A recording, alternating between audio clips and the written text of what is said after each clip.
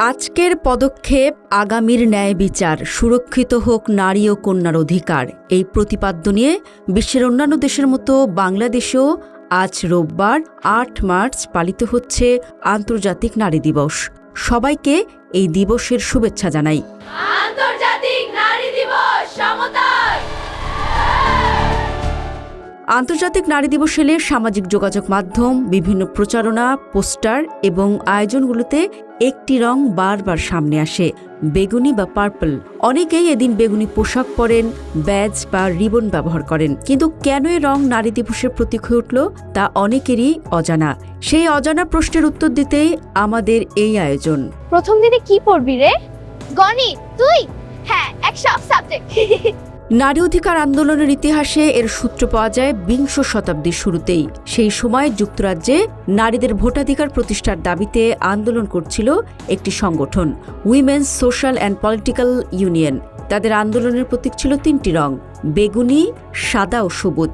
সংগঠনটির ব্যাখ্যা অনুযায়ী বেগুনি ছিল মর্যাদা ও ন্যায় বিচারের প্রতীক, সাদা পবিত্রতার এবং সবুজ আশার প্রতীক। পরবর্তীতে রঙগুলো ধীরে ধীরে নারী অধিকার আন্দোলনের সঙ্গে গভীরভাবে যুক্ত হয়ে যায়।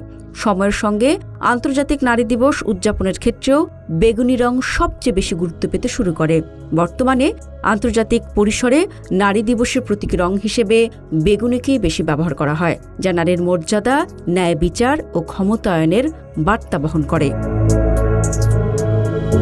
তাছাড়া বেগুনি রঙের গুরুত্ব শুধু আন্দোলনের ইতিহাসেই সীমাবদ্ধ নয়, সংস্কৃত শিল্পকলার ক্ষেত্রেও দীর্ঘ সময় ধরে রঙকে বিশেষ অর্থবহ হিসেবে দেখা হয়। ঐতিহাসিকভাবে বেগুনি রাজকীয়তা ও সম্মানের প্রতীক হিসেবে পরিচিত। অনেক সংস্কৃতিতে এটি শক্তি, আত্মমর্যাদা এবং সৃজনশীলতার প্রতীক হিসেবেও ব্যবহৃত হয়ে আসছে।